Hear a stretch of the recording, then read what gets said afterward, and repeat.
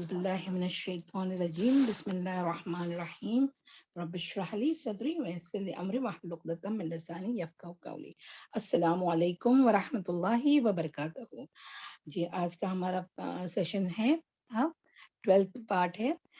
چلے الحمد للہ الحمد للہ الحمد للہ الحمد للہ وقفا والصلاة والسلام عباد الذین اصطفیٰ. چلیں پہلے آج کی شروعات درود شریف سے. اللہم صلی علی محمد وعلی آل محمد کما صلیت علی ابراہیم وعلی آل ابراہیم انک حمید مجید. اللہم بارک علی محمد وعلی آل محمد کما بارکت علی ابراہیم وعلی آل ابراہیم انک حمید مجید. اچھا یہ آیت بھی دیکھیں. یا ایہا النبی انا ارسلناک شاہدا ومبشرا ونذيرا وداعيا إلى الله بإذنه وسراجا منيرا وبشر المؤمنين بأن لهم من الله فضلا كبيرا. چلیں آج تھوڑا سا لاسٹ پارٹ کا ریویژن دیکھتے ہیں. ہم ریوائز میں کیا ہم نے لاسٹ ویک دیکھے تھے کہ جو اولین تھے جو اسلام لانے والوں میں سے، اس میں سب سے 4 نام بہت پرومیننٹ آتے ہیں. سب سے پہلے حضرت خدیجۃ الکبریٰ رضی اللہ تعالیٰ عنہ، ہاں پھر حضرت ابوبکر صدیق، آزاد کردہ مرد میں حضرت ابوبکر صدیق رضی اللہ عنہ، اور پھر حضرت علی، بچوں میں حضرت علی رضی اللہ عنہ، ان کا عمر تقریباً 10 سال تھی، ہے نا، ہم نے وہ بھی پڑھے. اور حضرت علی رضی اللہ عنہ کے بارے میں کتنی ان کی آگے سیرہ میں ان کا بہت آئے گا انشاءاللہ، تو وہ دیکھتے جائیں گے. پھر ہم نے زید بن حارثہ رضی اللہ عنہ کا کتنا اچھا بیان، بہت اچھے، وہ آزاد کردہ غلام میں سے سب سے اول انہوں نے کیا لائے؟ ایمان لائے. اور بہت سارے اولین میں کے نام دیکھے، جس میں عثمان بن عفان رضی اللہ عنہ، حضرت وقاص رضی اللہ عنہ، یعنی بہت سارے نام آتے ہیں دیکھیں.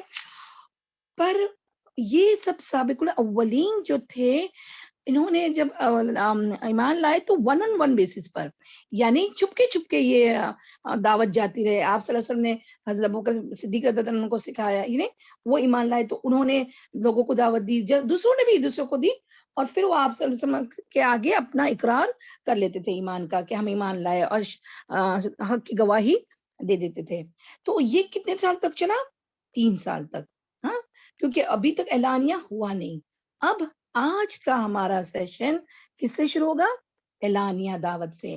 جی چلے تو شروع کرتے ہیں. اعوذ باللہ من الشیطان الرجیم بسم اللہ الرحمن الرحیم اللہم صلی وسلم علی نبینا محمد. جی ٹائٹل ہے ہمارا، جی سمام، ہاں، اسلام کی اعلانیہ دعوت. اعلانیہ مطلب اب کیا، اب چوری چھپ کے نہیں، اب کھلم کھلا. Yes very good. چلے اس میں ہے قرابت داروں میں تبلیغ. اب دیکھو کھلم کھلا جب شروع ہوا تو آپ صلی اللہ علیہ وسلم نے پہلے کس کو دعوت دی؟ اپنے قریبی قرابت دار. کس کو بولتے ہیں؟ جس سے خون کا رشتہ ہو. تو قرابت داروں سے شروع کیا. جب اکا دکا افراد کو خاموشی سے اسلام کی دعوت دیتے ہوئے 3 برس گزر گئے، انڈر لائن کریں، ہاں 3 برس گزر گئے. قریش اور دوسرے قبیلوں کے کچھ اچھے لوگوں نے اسلام قبول کر لیا، اور یوں اسلام کی اعلانیہ تبلیغ کے لیے حالت میں تھوڑی سی گنجائش ہو چلی. یعنی تھوڑے زیادہ لوگ آ گئے تو یعنی دیکھا اللہ تعالیٰ بیک گراؤنڈ، یعنی بولتے نا زمین ہموار کر رہے تھے. لوگوں نے لائے سب کو دھیرے دھیرے پتا چلا. تو اب اعلانیہ دعوت کی بھی کیا ہوئی؟ ایک سٹیپ آگے بڑھ گیا، ہاں گنجائش ہو چلی. تو اللہ تعالیٰ نے رسول اللہ صلی اللہ علیہ وسلم کو حکم دیا کہ اب یہ جو ہے نا، یہ آیت سورہ الشعراء کی آیت نمبر 214. جی بیٹے ذرا لائیں، 214 میں آیا. یہ ابھی اس کا ترجمہ ہے، 214 لائیں. جی ہاں صبا.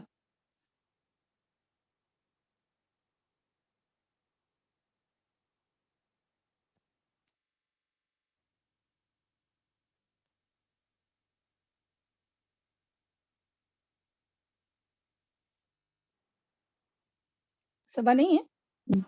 جی میم اسکرین پہ ہے. اچھا ٹھیک. ہاں دیکھیں، اعوذ باللہ من الشیطان الرجیم، بسم اللہ الرحمن الرحیم. وَأَنذِرْ عَشِيرَتَكَ الْأَقْرَبِينَ، یعنی کیا؟ اب آپ اپنے بزرگ نزدیکی رشتہ داروں سے کو ڈرائیں، رشتہ داروں کو ڈرائیں. وَاخْفِضْ جَنَاحَكَ لِمَنِ اتَّبَعَكَ مِنَ الْمُؤْمِنِينَ، پھر جو ایمان لائے اور آپ کے پیروکار بن جائیں ان کے لیے اپنا بازو جھکائے رکھے. فَإِنْ عَصَوْكَ فَقُلْ عِنِّي بَرِيءٌ مِّمَّا تَعْمَلُونَ، اور جو آپ کی بات نہ مانے ان سے آپ اپنی لا تعلقی کا اعلان کر دیں. وَتَوَكَّلْ عَلَى اللَّهِ الْعَزِيزِ الرَّحِيمِ، اور اپنے رب پر ہی توکل کرے جو بڑا عزیز اور بڑا رحیم ہے. جی تو دیکھیں یہاں پر لائیں اپنی وہ اسکرین، اپنے کتاب پہ آ جائے. جی دیکھیں تو یہاں پر وہی ترجمہ جو ابھی ہم نے کیا نا وہی ہے. دیکھیں اب آپ اپنی نزدیکی رشتہ داروں کو ڈرائیں، تو اللہ تعالیٰ نے یہاں پر حکم دے دیا آپ صلی اللہ علیہ وسلم کو کہ اب کیا کریں. اب 3 سال تک تو ہو گیا، اب اپنے نزدیکی رشتہ داروں کو خبردار کریں، ڈرائیں. کس سے ڈرائیں؟ وہ آگے آئے گا کیا ہے وہ. پھر جو ایمان لائے نا اور آپ کی پیروکار بن جائے، یعنی آپ کو فالو کرے، آپ کو رسول مان جائے، تو اس کے لیے اپنے بازو جھکا دے، یعنی اس کے لیے نرم پڑ جائے، اس کو وقت دے، اس کے لیے مطلب یعنی بہت سارا اس کا معنی آتا ہے. بس یہاں ہے کہ اس نے انہیں اپنے کندھے جھکائے رکھے، مطلب ان کو عزیزی سے پیش آئے، ان کی اچھی دعوت دے اس طرح سے. اور جو آپ کی بات نہ مانے، اب یہاں یہ بہت بڑا پوائنٹ ہے کہ جو آپ کی بات نہ مانے تو ان سے آپ اپنی لا تعلقی کا اعلان کریں.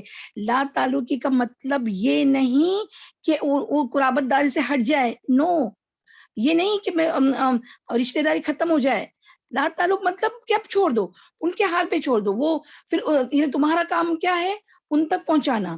وہ مانے نہ مانے، مطلب نہیں مانے تو ان پر تو کوئی زبردستی نہیں ہے، ان کو اپنے ہاتھ پہ چھوڑ دو. یہاں یاد رکھنا لا تعلقی کا مطلب یہ نہیں کہ تم رشتہ دار نہیں مان رہے تو ان سے رشتہ داری کٹ کر دو، نہیں. آگے بھی بات آتی ہے کہ میں انشاءاللہ یہ بات آگے بتاؤں گی جب یہ کیا آپ صلی اللہ علیہ وسلم نے کہا تھا. ہاں پھر دیکھیں آگے بڑھتے ہیں. آپ اس حکم پر، یعنی اب یہ حکم آ گیا نا، تو اس حکم پر نبی کریم صلی اللہ علیہ وسلم نے اپنے سب سے نزدیکی قرابت داروں یعنی بنو ہاشم کو اکٹھا کیا.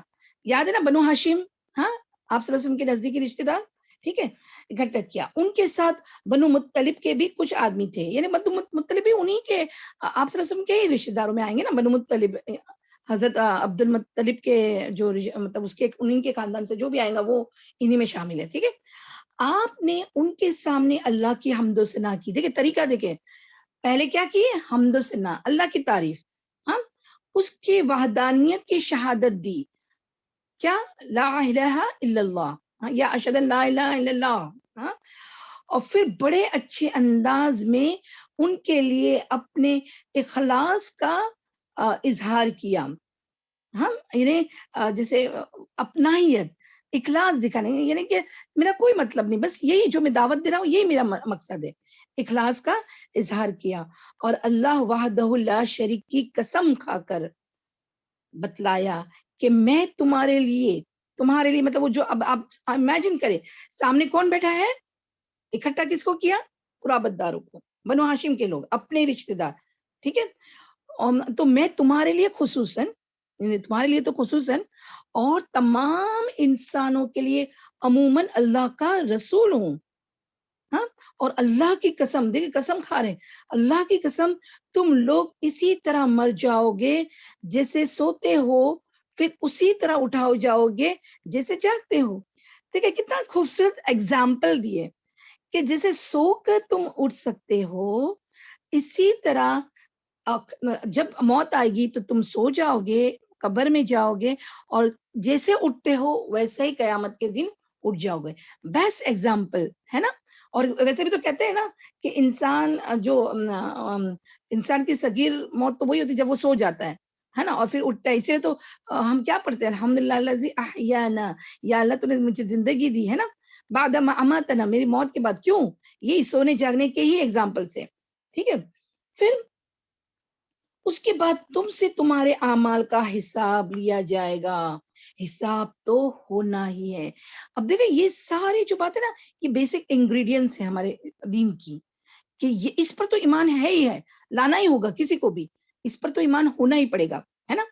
اور بھلائی کا بدلہ بھلائی سے اور برائی کا بدلہ برائی سے دیا جائے گا. یعنی جب حساب کتاب ہوگا تو اللہ تعالیٰ کوئی چھوٹی بڑی حساب کتاب کچھ نہیں یعنی یہ کریں گے، سب برابر وہاں پر لکھا ہوا ہوگا اور سب سامنے آ جائے گا. ٹھیک ہے.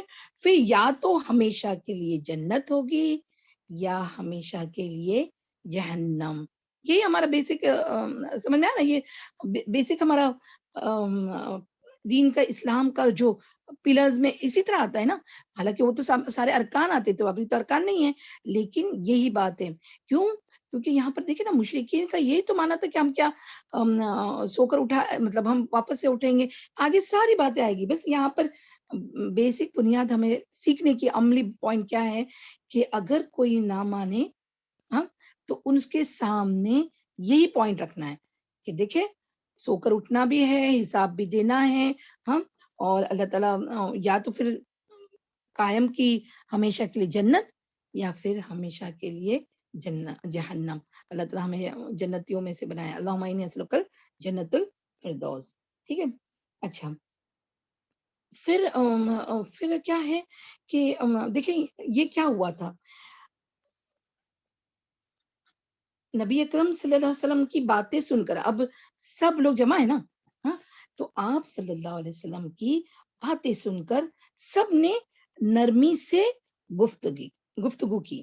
صرف آپ کے چچا ابو لہب نے کہا کہ اس کا ہاتھ اس سے پہلے پکڑ لو کہ عرب اس کے خلاف اکٹھا ہو، ورنہ اس وقت اگر اس کو ان کے حوالے کرو گے تو ذلت اٹھاؤ گے، اور اگر اسے بچانا چاہو گے تو مارے جاؤ گے. اب دیکھیں نا کیا ہوا کہ اچھا یہ پتہ ہے یہ کیا ہے، ایک روایت میں آتا ہے کہ یہ جو اکٹھا کیا نا اپنے رشتہ داروں کو، تو یہ تقریباً 30 سے 40 لوگ تھے ہاں، اور ان کو کھانے پہ بلایا تھا. اور ہم نے آپ کو بتایا تھا کہ حضرت علی رضی اللہ عنہ نے یہ سارا بندوبست کیا تھا. تو کہتے کوئی عربی کا ہی کھانا تھا، جیسے سوپ ہے یا کچھ بھی، یعنی جو کھانا ہوتا ہے نا کامن، وہ کھلایا تھا. تو یہاں سے یہ بھی عملی پوائنٹ ملتا ہے کہ جب ہم کو یعنی اگر ہماری کوئی بات بتانا ہو، ہمیں اہم یعنی دعوت دینی ہو، یعنی کوئی اجتماع رکھنا ہو فرسٹ ٹائم یا ایسے بھی، تو کھانے پہ بلا لیں گے نا تو قرابت دار جلدی آئیں گے. بس یہاں سے یہی پوائنٹ ملتا ہے. ٹھیک ہے. تو کھانے پہ بلائے تھے ہاں. اور ایک روایت میں آیا تھا کہ یہ 2 بار ہوا. ایک بار ایسا ہوا کہ دعوت پہ بلائے تو کچھ کہنے کے لیے آپ صلی اللہ علیہ وسلم اٹھے، تو ابو لہب نے ایسا شور مچا یہ وہ کر کے وہ دعوت کو ہٹا دیا، مطلب انہیں ختم کر دی. تو سیکنڈ ٹائم کچھ ہی دنوں میں پھر سے یہ دعوت کی تھی. تو تب آپ صلی اللہ علیہ وسلم کو پتا چل گیا کہ ایسا ہو سکتا ہے. تو آپ صلی اللہ علیہ وسلم نے جلدی سے اٹھ کر، یہ جو بیان ہے نا، یہ بیان جلدی سے اٹھ کر دیے کھانا ختم ہونے کے بعد ہی. ٹھیک ہے. تو اس وقت ابو لہب دیکھو کیا سب لوگ خاموش رہے، سب لوگ کیا ہوا خاموش رہے. ٹھیک ہے. اور اس میں تین دیکھا، ابو لہب نے احتجاج کیا، انہیں مخالفت دکھائی ہے. اور اس کے بعد روایت میں آتا ہے کہ حضرت علی رضی اللہ عنہ، یہاں پر بھی آپ امیجن کریں ان کی عمر کیا تھی، 10 سال کی عمر میں ایمان لائے، تو ابھی 3 سال، تو 13-14 سال کے نوجوان، وہ بھی اٹھ کر پورے مجمع میں سب کی مخالفت کا پیڑا لیتے ہوئے بھی، یعنی سب دیکھ رہے ہیں نا، ان کے سامنے بھی کھڑے ہو گئے کہ مطلب میں مفہوم بتا رہی ہوں حدیث کا، کہ آتا ہے کہ وہ کہتے کہ آپ کی پر تو بہت بڑی ذمہ داری، آپ جو کہتے ہیں وہ سچی کہتے ہیں. مطلب انہوں نے جیسے کیا کی کہ بہت اچھی تصدیق کی. آپ صلی اللہ علیہ وسلم کی اپنے قرابت داروں میں. یاد کرو کہ اپنے قرابت داروں میں ایک ایسا ساتھی مل جائے جو تمہارا پورا پورا ساتھ دے تو کتنا کام آسان ہو جاتا ہے نا. تو اسی طرح حضرت علی رضی اللہ عنہ نے یہ کام کیا. آگے بھی بہت سارے باتوں میں حضرت علی رضی اللہ عنہ کا یہ صحیح آتا ہے. جی پھر یہ جو ابو لہب جو ہے وہ آپ صلی اللہ علیہ وسلم کے چچا, ہاں, تو سگے چچا تو ابو طالب, سگے ابو عبد المطلب کی بیویاں تھی نا, تو اس میں سے دوسرے ماں کے یہ بچے تھے. کون؟ ابو لہب. ہاں, تو یہ ابو لہب جو تھے تو وہ یہیں پر نہیں مخالفت کرتے تھے. ارے آپ صلی اللہ علیہ وسلم کو جب سے یہ پیغام ہوا نا, اس کے بعد جیسے جہاں بھی جاتے تھے ان کے پیچھے پیچھے جاتا, ان کو اتنی مطلب عزتناک مطلب تکلیف دیتے کہ اس کی روایت میں آتا ہے کہ حضرت اشعری رضی اللہ عنہ فرماتے کہ جب یہ نہیں یہاں پر نہیں, اچھا,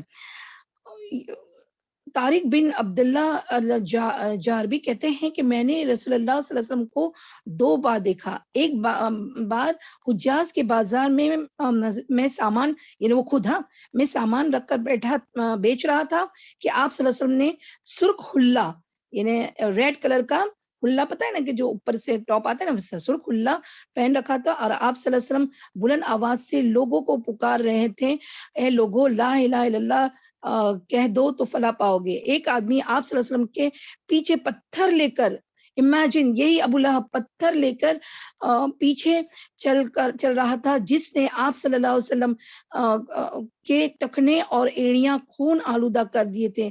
وہ کہتا تھا لوگوں اس کی بات نہ ماننا, یہ کذاب ہے, نعوذ باللہ. میں نے کہا یہ آدمی کون ہے؟ انہوں نے کہا یہ بنی عبد المطلب کا غلام ہے, یعنی آپ صلی اللہ علیہ وسلم پہچانتے نہیں تھے نا اس وقت. تو یہ بولے کہ یہ بنی عبد المطلب کا غلام ہے. اور میں نے کہا کہ ان کے پیچھے پیچھے کون چل رہا ہے؟ تو انہوں نے کہا یہ اس کا چچا عبد العزا ہے, یہ بھی ان کا لقب ہے, اور جس کی کنیت ابو لہب ہے. تو دیکھیں نا, تو وہ یعنی آپ امیجن کرے کہ اب دیکھیں نا, جب ایسی بات ہوتی ہے تو 3 گروہ ہو گئے نا, 3 گروہ کھڑے ہو گئے. ایک یعنی ابھی کبھی بھی آپ خاندان میں کوئی ایک اہم بات رکھو تو یہ ہمارے ساتھ بھی ایسا ہو سکتا ہے. دیکھیں 3 گروہ ہو گئے, کیونکہ آگے کی میں آتا ہے کہ پیچھے دیکھیں آگے ہے نا کہ مگر آپ کے چچا ابو طالب نے کہا تمہیں جو حکم ملا ہے اسے کر گزرو, واللہ میں مسلسل تمہاری حفاظت اور تمہارا بچاؤ کرتا رہوں گا. البتہ میرا جی نہیں چاہتا کہ میں اپنے والد عبد المطلب کا دین چھوڑ دوں. تو یعنی دیکھیں ایک 3 گروہ ہو گئے نا. ایک یہ کہ بالکل خاموش رہے, سنے, انہوں نے بات سن لی آپ صلی اللہ علیہ وسلم کی اس وقت, لیکن کوئی بھی اختلاف کچھ بھی نہیں کیا. یہ سب سے بڑا گروہ تھا, مطلب سب سے بڑا گروپ تھا, ٹھیک ہے. ایک جیسے حضرت علی رضی اللہ عنہ ہے نا, کہ اسی وہ اٹھ ایک حمایتی بن گئے ہے نا, اور ایک دم ساتھی بن گئے. ایک کیا کہ سخت مخالفت کیسے ابو لہب کے جیسے. اور یہ جو ابو طالب کے آتے ہیں تو وہ تو نیل میں آئے گا نا, نہ مخالفت پر بلکہ سپورٹ زیادہ, وہ سپورٹ کریں گے کہ تو جو بھی کرے گا میں اس پہ پورا سپورٹ. اور یہ سپورٹ بہت بڑا تھا, کیونکہ قبائلی نظام میں کسی کا بولتے نا ہاتھ ہونا سر پہ بہت امپورٹنٹ تھا. تو یہ ابو طالب نے کردار ادا کیا. تو اس طرح جب ہم بھی کبھی ایک اچھی بات یا اچھا پیغام لے کے اٹھے اپنے رشتہ داروں میں, تو کوئی مانے گا ہے نا, کوئی چپ رہے گا, کوئی برائی بھی کرے گا, تو اس کا مطلب یہ نہیں کہ آپ چھوڑ دو, آپ اپنے بتانا یا جو بھی حق بات ہو اس کو چھوڑ دو, نہیں, مخالفت بھی آئے گی, ہاں, حمایتی بھی ہوں گے, کوئی خاموش بھی رہیں گے, ہاں, یہی ہوگا. یہ یہاں سے ہمارا یہ عملی پوائنٹ ملتا ہے, ٹھیک ہے. چلے اب نیکسٹ اس پہ آ جاتے ہیں, صفا کی پہاڑی پر. اب امیجن کرے صفا کی پہاڑی, آپ لوگوں نے ماشاءاللہ سب نے عمرہ اور حج کیے ہوں گے تو آپ کو صفا کی پہاڑی پتہ ہوگی. جی ذرا صفا پہاڑی کا بیٹا فوٹو نکالے نا. جی آپ نے دیکھے نا کہ یہ پہاڑی ایک دم چوٹ نہیں ہے, مطلب it's not a step, it's not a triangle, it's like a plateau ہے, مطلب بڑے بڑے پتھر سے ایسا مجمع ہو کے اوپر جاتا ہے نا. تو یہ ایک دم اسٹیپ نہیں ہے, اسٹیپ یعنی ایک دم کراس نہیں ہے, ایسے اس کو پلیٹو بولتے نا کہ وہ چھوٹی سی پہاڑی ہے، ٹھیک ہے. تو اب یہ پہاڑی پر آپ صلی اللہ علیہ وسلم کیا کہتے ہیں، آپ امیجن کریں. انہی دنوں میں اللہ نے ایک اور حکم اتارا. یہ سورہ الحجر کی آیت نمبر 94 ہے. تمہیں جس بات کا حکم دیا جا رہا ہے اسے کھلم کھلا بیان کر دو اور مشرکوں سے منہ پھیر لو. ٹھیک ہے، مشرکوں سے منہ پھیر لو. اب یہاں البتہ یہ یاد رکھنا چاہیے کہ منہ پھیرنا مطلب رشتہ داری ختم نہیں. منہ پھیرنا مطلب وہ جو کرتے ہیں نا اس سے اعراض برتو، اس کو ان کا اپنے حوالے کر دو، لیکن پہنچا دینا تمہارا کام ہے. اس طرح سے اس حکم کے آنے کے بعد ایک روز رسول اللہ صلی اللہ علیہ وسلم صفا پہاڑی پر تشریف لے گئے. امیجن صفا پہاڑی پر، ہاں، اور سب سے اونچے پتھر پر چڑھ کر صدا لگائی، مطلب آواز لگائی، زور سے آواز لگائی. اب امیجن کریں نا، زور سے آواز لگائی. کیا؟ یا صباح ہو، ہائے صبح، ہائے صبح. یہ پکار اس بات کی علامت ہوا کرتی تھی کہ دشمن نے حملہ کر دیا ہے یا کوئی بڑا حادثہ پیش آ گیا ہے. یعنی دیکھیں کیسے کوئی اعلان کرتا ہے مائک پہ، یا خبردار خبردار اٹینشن، ایسا ہمارے یہاں ہوتا ہے نا. تو وہاں قبائلی ایریا میں کیا ان کا کیا تھا؟ ہائے صبح، یا صبح، ہائے صبح، صبح یعنی صبح کا کہ صبح جیسے صبح ہو گئی، پر صبح ہو گئی یعنی اچھی گڈ مارننگ کے لیے نہیں، ڈرانے کے لیے. ہائے صبح، یا صبح. تو یعنی دیکھو جس طرح قبائلی نظام میں جو باتیں پیش آتی ہے وہی کیا آپ صلی اللہ علیہ وسلم نے، ہے نا. کہ آپ کو پتا ہے نا کہ قبائلی نظام میں کیا ہوتا ہے. قبائل جیسے قبائلی لوگ ٹینٹ میں رہتے ہیں. ایک قبیلہ اگر بہت زور پکڑتا ہے تو دوسرا قبیلہ ان کے اوپر چڑھ بیٹھتا ہے. آگے اس کی بات بھی آئے گی. تو پھر وہ لوگ اپنے قبیلے میں کیا کرتے ہیں، اعلان کر دیتے ہائے صبح. سب لوگ کا ٹینشن آتے کہ اب دشمن آ رہا ہے. یہ تو یہ اسی لیے یہ ورڈ استعمال ہوا ہے، ہائے صبح. ہاں، سمجھ میں آئی بات؟ ٹھیک ہے. پھر کیا ہے، اس کے بعد نبی اکرم صلی اللہ علیہ وسلم نے قریش کی ایک ایک خاندان اور کنبے کو نام بنام پکارنا شروع کیا، سب کو نام سے. اب اس کی حکمت ہم آگے تم کو سمجھ میں آئے گی، جب پڑھیں گے نا تو سمجھ میں آئیں گے کیوں ایسا ہوا. ٹھیک ہے، چلے دیکھیں. اب پکارنا شروع کیا، اے بنی فہر. بنی فہر، فہر آپ نے پہلے بھی پڑھے تھے نا کہ یہ قریش اسی سے نکلا ہے. مطلب قریش کے قبیلے کو فہر بھی کہتے ہیں، سارے قریشی قبائلوں کو. ٹھیک ہے، یہ قریش ایک بڑا قبیلہ ہوتا ہے اور اس پہ خاندان کے الگ الگ، بنو ہاشم، بنو مطلب، بنو عدی، ابھی جو آئیں گے نا وہ نام، وہ سارے قریشی ہے ابھی. ٹھیک ہے. تو بنی فہر اپنے ہی قبیلے کو پہلے پکار رہے، اے بنی فہر، اے بنی عدی، اے بنی فلاں، اے بنی فلاں، اے بنی عبد مناف، اے بنی عبد المطلب. سب کو نام بنام ہر ایک کا نام لے کر پکارنا شروع کیا. ہاں، جب لوگوں نے یہ آواز سنی، اب ظاہر سی بات ہے کہ کبھی آپ صلی اللہ علیہ وسلم نے ایسا کیا نہیں تھا. تو ایک ایسی آواز، ایک تو پہلے ہائے صبح، وہ جو پکار تھی نا وہی سن کر سب کے کان کھڑے ہو گئے.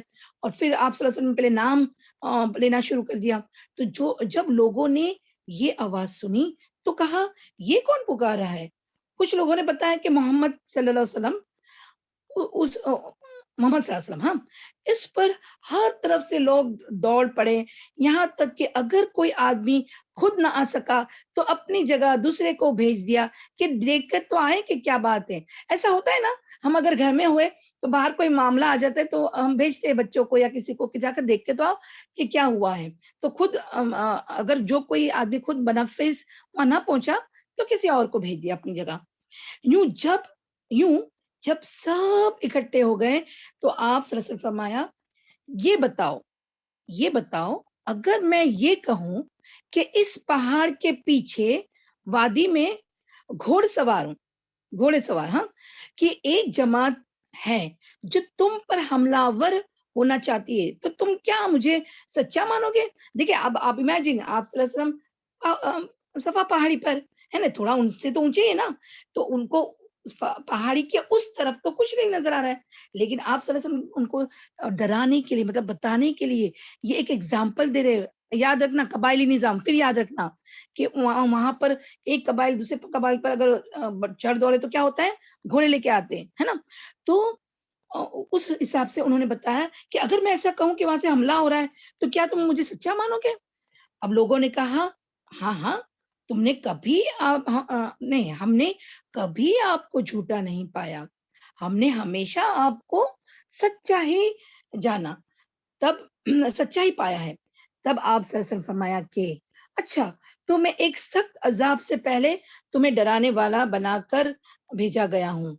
میری اور تمہاری مثال ایسی ہے جیسے کہ کسی آدمی نے دشمن کو دیکھ لیا اور جھٹ پٹ دوڑا کہ گھر والوں کی حفاظت کا بندوبست کرے، لیکن اس نے خطرہ محسوس کیا کہ دشمن اس سے پہلے انہیں آ دبوچے گا، لہٰذا وہ زور زور سے پکارنے لگا یا صباحو یا صباحو. ہے نا، یہ سمجھ میں آیا؟ اب سمجھ میں آیا کہ یہ آپ صلی اللہ علیہ وسلم نے کیوں کہا کہ یہ بھی جو عذاب سے ڈرانا آخرت کی، تو یہ بھی بڑی بات ہے نا. تو یہ بڑی بات کا ڈرانا ان کو ان کے قبائلی نظام کے حساب سے بتایا کہ دیکھو کیسے دشمن آتے ہیں، گھوڑے دوڑتے ہیں، اور کوئی انسان اپنے گھر کو بچانے، اپنے گھر والوں کو بچانے کے لیے دوڑتا ہے، پھر خطرہ محسوس کرتا ہے اور چلاتا ہے کہ یا صباحو یا صباحو، کہ اٹینشن نہیں، خبردار خبردار ایسے لوگ آ گئے، ایسا ہوتا ہے نا. تو اسی طرح وہ ایگزامپل دے کے آپ صلی اللہ علیہ وسلم نے ان کے انداز میں. تو اسی لیے یہاں پر ایک عملی پوائنٹ اور کہ جو بھی ہمارا یعنی جو بھی کوئی ایک گروپ ہو یا کوئی ایک جگہ ہو، وہاں کے حساب سے ان کے طور طریقے کے، ان کے کلچرل حساب سے ہم چلیں گے نا، تھوڑا ان کو ایگزامپل دیں گے تو زیادہ ان کے سمجھ میں آتا ہے. میری بات سمجھ میں آئی ہے نا؟ تو اس طرح سے اگر مطلب سپوز کہ کوئی اور ایگزامپل ہوتا تو ان کو اتنا سمجھ میں نہیں آتا، لیکن وہی گھوڑے کا دوڑنا، دشمن کا آنا، ہائے صبا کہنا، یہ کیا ہے، انہی کے طریقے میں وہ جس بات سے ڈرتے نا وہی بات. اور یہ آخرت کی بات بہت ڈراؤنی تھی، اس لیے آپ صلی اللہ علیہ وسلم نے یہ ایگزامپل دیا. ٹھیک ہے. اس کے بعد نبی اکرم صلی اللہ علیہ وسلم نے لوگوں کو دعوت دی کہ وہ لا الہ الا اللہ محمد رسول اللہ کا سچے دل سے اقرار کریں، اور بتلایا کہ یہی کلمہ دنیا کی کامیابی اور آخرت کی نجات کا ذریعہ ہے. اور سمجھایا کہ اگر وہ اپنے شرک پر جمے رہیں اور آپ صلی اللہ علیہ وسلم کی لائی ہوئی باتوں پر ایمان نہ لائے تو اللہ کا عذاب انہیں اپنی گرفت میں لے لے گا، اور آپ رسول ہونے کے باوجود انہیں یہ عذاب سے بچا سکیں گے، یعنی نہ بچا سکیں گے نہ اللہ سے چھڑا سکیں گے. آپ صلی اللہ علیہ وسلم نے یہ ڈراوا عام لوگوں کو بھی سنایا اور خاص لوگوں کو بھی سنایا. چنانچہ فرمایا، اب دیکھیں، اب آپ کو سمجھ میں آیا کہ کیوں نام بنام آپ صلی اللہ علیہ وسلم پکار رہے ہیں. دیکھیں سنیں، ہاں، اے قریش کے لوگوں، ہم اے قریش کے لوگوں، جہنم سے نجات کے بدلے میں اللہ سے اپنی جانوں کا سودا کر لو، کیونکہ میں تمہارے نفع و نقصان کا مالک نہیں اور نہ تمہیں اللہ سے بچانے کے لیے کچھ کام آ سکتا ہوں. اے بنی کعب بن لوائی، یاد کرے نسب نامہ میں آیا تھا یہ ورڈ، اپنے آپ کو جہنم سے بچاؤ کیونکہ میں تمہارے نفع و نقصان کا مالک نہیں. اے بنی مرہ بن کعب، اپنے آپ کو جہنم سے بچا لو. اے بنی قصی، اپنے آپ کو جہنم سے بچا لو، میں تمہارے نفع نقصان کا مالک نہیں. اے بنی عبد شمس، اپنے آپ کو جہنم سے بچاؤ. اے بنی عبد مناف، اپنے آپ کو جہنم سے بچاؤ کیونکہ میں تمہارے نفع و نقصان کا مالک نہیں. اے بنی ہاشم، اب بنی ہاشم اپنے خاندان پہ آئے. اے بنی ہاشم، اپنے آپ کو جہنم سے بچا لو. اے بنی عبد المطلب، اپنے آپ کو جہنم سے بچا لو کیونکہ میں تمہارے نفع و نقصان کا مالک نہیں اور تمہیں اللہ سے بالکل نہیں بچا سکتا. میرے اب دیکھیں اپنا خاندان میں آیا تو دیکھیں کیا آپ سے کیا فرما رہے ہیں، سبحان اللہ، میرے مال سے میں جتنا چاہو مانگ لو مگر میں تمہیں اللہ سے بچانے کے لیے کوئی اختیار نہیں رکھتا. یعنی دنیا کے فائدے کی جو باتیں ہیں وہ تو میں تمہیں دے سکتا ہوں، لیکن آخرت میں تمہارا کوئی نفع یا فائدہ نہیں کر سکتا. خود اپنا سب نے اپنا ہی کرنا ہے. ہاں اے عباس بن عبد المطلب، اب اپنے چاچا پر، اے عباس بن عبد المطلب، میں اللہ سے بچانے کے لیے تمہارے بھی کچھ کام نہیں آ سکتا. اے رسول اللہ صلی اللہ علیہ وسلم کی پھپھی صفیہ بنت عبد المطلب، میں اللہ سے بچانے کے لیے تمہارے بھی کچھ کام نہیں آ سکتا. اے رسول اللہ صلی اللہ علیہ وسلم کی بیٹی فاطمہ، دیکھیں لاسٹ میں اپنی بیٹی فاطمہ، جو مال چاہو مانگ لو مگر اپنے آپ کو جہنم سے بچاؤ، میں تمہیں بھی اللہ سے بچانے کے لیے کچھ کام نہیں آ سکتا. ہاں تم لوگوں سے نسب و قرابت کا تعلق ہے، دیکھیں نسب اور قرابت کا تعلق ہے، جسے اس کی ترمیم کے مطابق ترک کروں گا، تری کے مطابق ترک کروں گا. مطلب جو حکم ہے، جو میرے فرائض ہے نا رشتہ داروں کے سامنے، وہ میں حق ادا کرتے رہوں گا، یعنی حق رشتہ داری کا نبھاؤں گا. دیکھیں نا ابھی اس میں کتنی بڑی بات آتی ہے. اچھا پہلے تو یہ امیجن کریں کہ آپ صلی اللہ علیہ وسلم نے سب کو نام، پہلے قریش سے شروع کیے، پھر ہاشم پہ آئے اپنے اس پہ، ہے نا، اور پھر اپنی پھوپھی صفیہ جن سے بہت پیار کرتے تھے، اپنے چچا عباس، ہاں، اور پھر اپنی بیٹی فاطمہ. تو اس کا مطلب یہ نہیں کہ صرف بیٹی فاطمہ، آپ صلی اللہ علیہ وسلم کی چاروں بیٹیاں تھیں، لیکن سب سے چھوٹی کو فرما کر سب یعنی یہ بتا دیا کہ میں اپنی بیٹیوں کے بھی کچھ کام نہیں آنے والا، انہیں بھی ایمان لانا ضروری ہے نا. تو یعنی اب کیسے نا آپ صلی اللہ علیہ وسلم مطلب کہاں شروع کی قریش سے، اور سب اس کے مطلب سب کو ایک ساتھ لے لیا قرابت داروں میں، اور لاسٹ میں اپنی بیٹی فاطمہ الزہرا جس سے آپ صلی اللہ علیہ وسلم بہت محبت کرتے تھے. ٹھیک ہے نا. تو یعنی یہ طریقہ ہمیں بھی دیکھیں، ہم تبلیغ تو ہم نے پہلے بھی کہا ہم تبلیغ تو نہیں کرتے، لیکن اصلاح کے وقت بھی نا ہم اگر بتانا چاہیں تو اسی طرح ہم کو نام بنا. اچھا ہم نے یہاں کہا تھا نام بنام کیوں، دیکھیں کیا ہوتا ہے من میں قبائلی جو یہ قبائل کے جو اپنے آپ کو پتا نا بدو جو ٹرائبز رہتی، ٹرائبل میں جو ان کے رسم و رواج ہوتے نا، تو اور ان کی جو سوچ رہتی نا، اگر سپوز کہ کسی کا نام نہیں لیا ہوتا نا تو کیا سوچتے پتا ہے، ارے ہمیں تو پکارا ہی نہیں، ہمارا تو نام لیا ہی نہیں، تو پھر اپنے آپ کو بڑی ذمہ سمجھتے کہ نہیں رسول اللہ صلی اللہ علیہ وسلم کا پیغام مجھتا ہمارے قبائل تک تو پہنچا ہی نہیں اس طرح سے. لیکن آپ صلی اللہ علیہ وسلم نے کوئی بھی قبائل کو نہیں چھوڑا، سب کو نام بنام پکارا. ایون جب خود کے بنو ہاشم بنو عبد المطلب کا نام آیا تو بھی، اور اپنے بچوں کو بھی، اپنے چچا پھوپھی سب کو. ٹھیک ہے نا. تو ایسا ہوتا ہے جیسا ہم کلاس میں بولے ہاں اسٹوڈنٹ لوگ ایسا بولیں گے تو سب کامن، کوئی نے سنا نہیں سنا، لیکن نام بنام بولے کہ آپ لوگوں کا جب نام کہا جاتا ہے تو اس میں اگر ایک نام چھوٹ جائے تو کوئی کیا سمجھتا ہے کہ ہاں ہمارے لیے تو ہے ہی نہیں تھا یہ، ہے نا، یہ تو ٹیچر نے دوسرے کو نام لیے. ایسے نہیں ہے، لیکن ہم تو چھوٹے لوگ، ہمارے سے دماغ سے نام پھسل بھی سکتا ہے. ٹھیک ہے چلے آگے بڑھتے ہیں. اس ڈراوے کے بعد لوگ ادھر ادھر بکھر گئے، اور ایسا کوئی بیان نہیں ملتا کہ فوری طور پر یعنی انسٹنٹ ریاکشن نہیں ملا، فوری طور پر لوگوں نے کسی قسم کی مخالفت یا تائید کی ہو. البتہ ابو لہب بدسلوکی سے پیش آیا. اس نے کہا تو سارے دن غارت ہو، تو نے اسی لیے ہم کو اکٹھا کیا تھا. اس کے جواب میں سورہ تبت یدا ابی لہب نازل ہوئی، سورہ المسد، ہے نا. اور اس میں کیا بتایا گیا یہ بتانے کے لیے میں میرے سسٹر حسنہ کو دعوت دوں گی. جی حسنہ آئے اور اس کا ترجمے کے ساتھ پڑھے. جی حسنہ.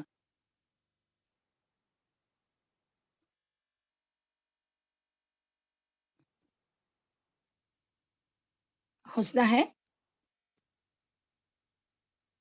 جی میم جی میم ہے. اچھا چلیں. آواز نہیں آ رہی ہے نہ ابھی آئیں. بسم اللہ اعوذ باللہ من الشیطان الرجیم بسم اللہ الرحمن الرحیم تبت یدا ابی لہب وتب. ابو لہب کے ہاتھ ٹوٹے اور وہ ہلاک ہو. ما أغنى عنه ماله وما كسب، نہ تو اس کا مال ہی اس کے کچھ کام آیا اور نہ وہ جو اس نے کمایا. سیصلی نارا ذات لہب وامرأتہ، وہ جلد بھڑکتی ہوئی آگ میں داخل ہوگا اور اس کی بیوی بھی. حمالۃ الحطب، جو ایندھن سر پر اٹھائے پھرتی ہے. فی جیدہا حبل من مسد، اس کے گلے میں مونج کی رسی ہوگی. جی جزاک اللہ خیر، ماشاء اللہ، بارک اللہ، اللہم بارک لہم فی علمکم و اعمالکم. جی تو دیکھیں تبت، اب آپ کو پتہ ہے نا کہ قرآن میں جنہیں اللہ سبحانہ تعالیٰ نے کسی کے نام کو لے کر ایسی اتنی بددعا اتنی یہ نہیں دی سوائے ابو لہب کے اور اس کی بیوی کا نام ام جمیل ٹھیک ہے نا. تو وہ ان کے بارے میں آگے بھی جب آئے گا نا قصہ تب ہم اس کی ڈیٹیل میں بتائیں گے. بہت تکلیف دی آپ صلی اللہ علیہ وسلم کو. ابھی ہم نے پڑھے نا کہ ایون یعنی آپ صلی اللہ علیہ وسلم کو صرف زبانی کلامی نہیں، ایون پتھر لے کے یعنی ایون فزیکلی ٹارچر بھی کیا. تو آپ سوچیں کہ اپنے ہی چچا، اپنا ہی خون، اپنے ہی رشتہ دار کوئی ایسا کرے تو کتنا کتنا مشکل آپ صلی اللہ علیہ وسلم نے گھڑی نکالے نا. تو اسی کے اس میں روایت میں آتا ہے، ایک اور بات آتی ہے کہ حضرت ربیہ رضی اللہ عنہ سے مروی ہے کہ میں نے ہجرت مدینہ سے پہلے نبی اکرم صلی اللہ علیہ وسلم کو ذوالمجاز نامی، یعنی دیکھیں عکاظ ذوالمجاز یہ بازاروں میں، تو آپ صلی اللہ علیہ وسلم جب قرابت داروں میں یہ صفا پہاڑی پر چڑھ کر دعوت دی نا، تو اس کے بعد کیا ہوتا ہے کہ جہاں مجمع ہونا تو وہاں دعوت دیتے تھے. تو جیسے عکاظ کا بازار، اس طرح بازار کا نام آتا ہے. ہاں، مزار میں لوگوں کے سامنے اسلام کی دعوت پیش کرتے ہوئے دیکھا. نبی اکرم صلی اللہ علیہ وسلم کے پیچھے ایک بھینگا آدمی بھی تھا جو یہ کہہ رہا تھا کہ یہ شخص تمہارے لیے، تمہارے اور تمہارے آبا اور اجداد کے دین سے برگشتہ نہ کر دے. یعنی خالی روکتا نہیں تھا، بات کو ٹویسٹ کر کے کہتا تھا کہ دیکھیں تم ماننا نہیں، تم جو آبا و اجداد سے جو تمہارا دین ہے نا اس سے یہ تم کو پھیر دے گا. تو لوگ آبا و اجداد کے دین کو کتنا اہمیت، آج بھی تم کہو گے کہ یہ رسم مت کرو تو یہ تو کہیں گے کہ نہیں ہمارے تو آبا و اجداد سے چلی آ رہی ہے نا، ہمارے تو باپ دادا ہی کرتے تھے، کیا وہ گمراہ ہے؟ ایسا کہتے نا، ہم نے یہ ڈائلگ سب کو سنائی دیا ہوگا. ٹھیک ہے، تو اسی طرح وہ ٹویسٹ کر کے بات کرتا تھا. کون؟ ابو لہب. پھر حضرت حارث بن حارث کہتے ہیں کہ میں نے اپنے والد سے کہا یہ مجمع کون سا ہے، یعنی کیا تھا وہ جو جمع ہوئے تھے. تو انہوں نے کہا یہ لوگ اپنی قوم کے ایک صحابی کے گرد جمع ہے. یعنی گروپ دیکھا، آپ صلی اللہ علیہ وسلم تھے تو صحابی مطلب پتہ ہے نا کہ جو دین سے پھر گیا ہو، تو لوگ آپ صلی اللہ علیہ وسلم کو بھی کیا کہتے تھے کہ تو اپنے دین سے پھر گیا، یعنی صحابی ہو گیا. اپنے یہ تفسیر سنے ہوں گے قرآن میں، ہے نا. کہتے ہیں کہ پھر ہم وہاں گئے تو دیکھا کہ رسول اللہ صلی اللہ علیہ وسلم لوگوں کو اللہ کی توحید اور اس پر ایمان لانے کی دعوت دے رہے تھے. یہ وہی جو صفا پہاڑی کے اوپر کا جو گھرا ہوا تھا یہ اسی کی بات ہے. ہاں، دے رہے تھے اور لوگ آپ صلی اللہ علیہ وسلم کو جھٹلا رہے تھے. تو آپ صلی اللہ علیہ وسلم کو اذیت پہنچا رہے تھے یہاں تک کہ آدھا دن گزر گئے. یعنی یہ بات کہتے کہتے پورا دن سے کیا ہوا، آدھا دن گزر گیا اور لوگ آپ صلی اللہ علیہ وسلم سے ہٹ گئے. ایک عورت، کیونکہ ابھی دیکھیں آدھا دن تک آپ کو امیجن دھوپ اور آدھا دن تک یہ بات کہتے رہے صفا پہاڑی پر. تو پھر کیا ہوا کہ ایک عورت آپ صلی اللہ علیہ وسلم کے پاس آئی جس کے سامنے سے دوپٹہ ہٹا ہوا تھا. تو اس نے ایک پیالہ اور رومال اٹھا رکھا تھا. آپ صلی اللہ علیہ وسلم نے اس سے وہ پیالہ لے لیا اور اس سے پیا، وضو کیا اور اپنا سر اٹھایا اور فرمایا اے میری بیٹی اپنا دوپٹہ درست کر لو، اپنی گردن پر ڈھانپ لو اور اپنے باپ کے متعلق خوف زدہ نہ ہو. ہم نے کہا یہ عورت کون ہے؟ لوگوں نے کہا آپ صلی اللہ علیہ وسلم کی بیٹی زینب رضی اللہ عنہ. دیکھیں وہاں تھے نا موجود، اور آپ صلی اللہ علیہ وسلم دیکھیں اتنے مجمع میں بھی اپنی بیٹی کا کتنا خیال رکھتے ہیں کہ اپنا دوپٹہ صحیح کر لو. اور ایک روایت میں آتا ہے کہ یہ حضرت ربیہ رضی اللہ عنہ وہی کہتے ہیں ہم کہ یعنی جو ابو لہب کیا کرتا تھا کہ آپ صلی اللہ علیہ وسلم کے پیچھے پیچھے ایک بھینگا آدمی بھی تھا جو یہ کہہ رہا تھا کہ یہ شخص تمہیں حکم دے رہا ہے کہ تم اپنے آبا کے دین کو چھوڑ دو. میں نے لوگوں سے پوچھا یہ پیچھے والا شخص کون ہے, تو لوگوں نے بتایا کہ یہ نبی اکرم صلی اللہ علیہ وسلم کا چچا ابو لہب ہے. ٹھیک ہے, تو یعنی کہنے کا مطلب ہے کہ کتنا مطلب مخالفت ایسی, تو اسی لیے اللہ تعالیٰ نے اتنی سخت, ورنہ تو اللہ تعالیٰ تو کتنے غفور رحیم, میں نے کبھی بھی کسی کا نام کے ساتھ تو بد دعا نہیں آئی ہے. آگے ولید بن مغیرہ کے آتی ہے لیکن وہ بھی نام نہیں ہے, ٹھیک ہے, نام ابو لہب کا ہی آتا اور اس کی بیوی. تو انشاءاللہ آگے جب آئے گا تو اس کی اور ڈیٹیل ہم کریں گے. ٹھیک ہے, چلیں آگے بڑھتے ہیں, بس تھوڑا سا لاسٹ پارٹ ہے. ہاں, جہاں تک عام لوگوں کا تعلق ہے تو لگتا ہے کہ وہ ڈراوا سن کر حیرت اور تعجب میں پڑ گئے اور فوری طور پر کوئی فیصلہ نہیں کر سکے کہ انہیں کیا کرنا چاہیے. لیکن جب گھروں کو واپس ہوئے اور پھر طبیعتوں میں کو قرار آیا, یعنی پہلے تو حیرت ہوئی نا, شاکنگ نیوز ہونے کے بعد کیسا ایک دم کوئی فوری ری ایکشن بھی نہیں کرے, لیکن 2-3 بار جب اس بات پہ غور کیے تو دیکھو کیا ہوا. حیرت و تعجب ختم ہوا اور مطمئن ہو گئے تو متکبرانہ خیالات نے اپنی راہ بنائی اور انہوں نے اس تبلیغ اور ڈراوے کو حقارت اور مذاق کی نظر سے دیکھا. چنانچہ نبی اکرم صلی اللہ علیہ وسلم جب ان کے بڑوں کے پاس سے گزرتے تو وہ اس طرح کی باتیں کہتے کہ یہی ہے, دیکھیں کیسے تانا, دیکھیں یہی ہے جسے اللہ نے رسول بنا دیا ہے. ابو کبشہ کا یہ لڑکا آسمان سے مخاطب کیا جاتا ہے. دیکھیں نا تانا بھی, دیکھیں کیسا. یہ ابو کبشہ نبی اکرم صلی اللہ علیہ وسلم کے ننہالی نسب میں پڑتا ہے, یعنی آپ کے ماں کے نسب کے اس میں, یا تو پھر رجعی میں بھی کہتے ہیں, جسے دائی حلیمہ ہے نا ان کی نسب میں. ہاں, تو اس نے قریش کا دین چھوڑ کر نصرانیت اختیار کر لی تھی. اس لیے جب نبی اکرم صلی اللہ علیہ وسلم نے ان سے الگ دین کا اعلان کیا تو انہوں نے آپ کو تحقیر اور تانا زنی کی نیت سے ابو کبشہ کی طرف منسوب کر دیا ہے نا, اور ان سے مثل اور اس کے مثل قرار دے دیا, یعنی وہ اسی کی طرح ہے جیسے ابو کبشہ کی طرح.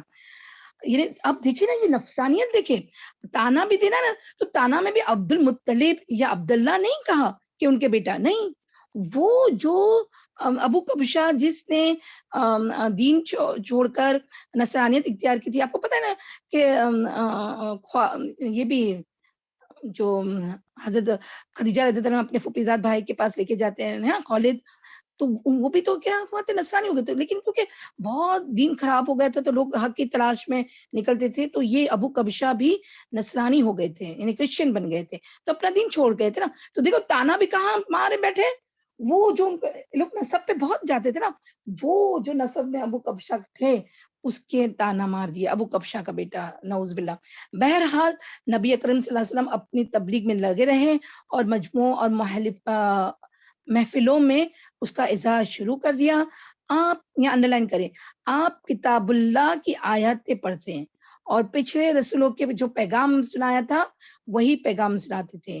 یعنی یہ دیکھو سورہ اعراف کی آیت ہے, یا قوم اعبدوا اللہ ما لکم من الہ غیرہ, اے میری قوم کے لوگوں اللہ کی عبادت کرو, اس کے سوا تمہارا کوئی معبود نہیں. اس کے ساتھ ہی آپ صلی اللہ علیہ وسلم نے لوگوں کی آنکھوں کے سامنے کھلم کھلا اللہ کی عبادت شروع کر دی. چنانچہ آپ دین دہاڑے سارے لوگوں کے سامنے کعبہ کے صحن میں نماز پڑھتے. دیکھیں اپنا نماز دین دکھنے والا چیز ہے نا, اس پہ ہم بات کریں گے انشاءاللہ. آپ صلی اللہ علیہ وسلم کی تبلیغ دھیرے دھیرے کامیاب ہوتی گئی. ایک ایک کر کے بہت سے لوگ مسلمان ہوتے گئے, اور جو مسلمان ہوئے ان میں اور ان کے گھر میں دوسرے لوگوں میں دوری اور نفرت بھی پیدا ہوتی گئی. ایسا ہوتا ہے نا کہ جو کیونکہ وہاں پر تو کہتے ہیں نا ماں باپ سے پہلے بیٹے نے لے آیا, اور بیٹا اگر لایا تو ماں باپ نے نہیں لایا, ماں باپ لایا تو بیٹا نے نہیں لایا. ایسا ہوا ہر گھر میں, لیکن مسلمان تو ہوئے. لیکن دیکھیں نماز ایک ایسا ہمارا رکن ہے کہ جو شرک اور ایمان میں فرق کرتا ہے نا, یہ ہم نے پڑھے نا. تو وہ جو کہیں کھنڈیر میں کہیں گھاٹی کے اندر جو پہلے پڑھتے تھے وہ اب کیا اعلانیہ پڑھنے لگے. یہ اعلانیہ پڑھنے سے کیا ہوا, لوگوں کو پتا چل جاتا تھا کہ ہاں یہ اب مشرک نہیں رہا, یہ مسلمان بن گیا. چلے اب یہیں تک رکھتے ہیں. وآخر دعوانا ان الحمد للہ رب العالمین. سبحانک اللہم وبحمدک نشہد ان لا الہ الا انت نستغفرک ونتوب الیک. السلام علیکم ورحمۃ اللہ وبرکاتہ.